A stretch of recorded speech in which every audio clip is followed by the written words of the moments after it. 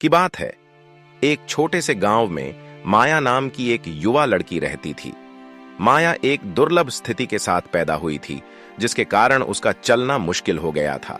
अपनी चुनौतियों के बावजूद माया के पास अटूट उत्साह और सपनों से भरा दिल था। माया को आकाश में उड़ते पक्षियों को देखना बहुत पसंद था और वह खुद भी उड़ने का सपना देखती थी।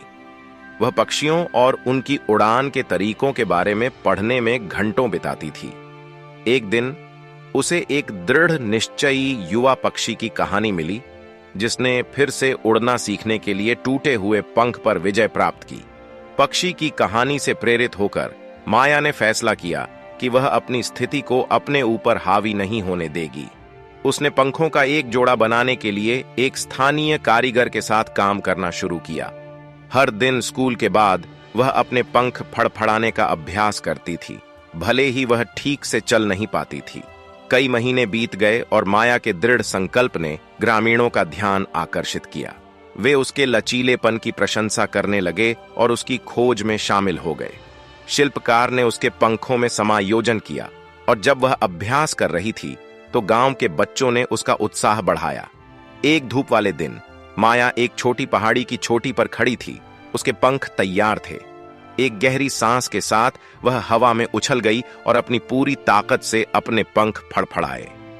एक पल के लिए यह जादू जैसा लग रहा था। माया आकाश में उड़ रही थी, बिल्कुल उन पक्षियों की तरह जिनकी वह लंबे समय से प्रशंसा कर रही थी। माया की अविश्वसनीय उड़ान की बात दूर दूर तक फैल गई। आसपास के गांवों से लोग उसके साहस और दृढ़ संकल्प को देखने आए। माया आशा का प्रतीक बन गई, जिसने सभी को दिखाया कि यदि आपके पास प्रयास करने का दिल है तो कोई भी बाधा पार करने में बड़ी नहीं है। माया की कहानी पीढ़ियों को प्रेरित करती रहती है, उन्हें याद दिलाती है कि विपरीत परिस्थितियों में भी दृढ़ संकल्प और सपने के साथ कोई भी असंभव को हासिल कर सकता है।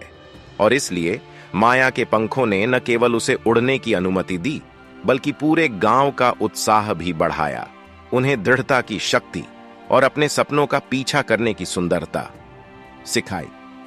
दोस्तों, हमारी ये छोटी सी कहानी कैसी लगी कमेंट सेक्शन में बताएं और हमारे चैनल पर नए हैं तो चैनल को सब्सक्राइब और लाइक करें। फिर मिलेंगे।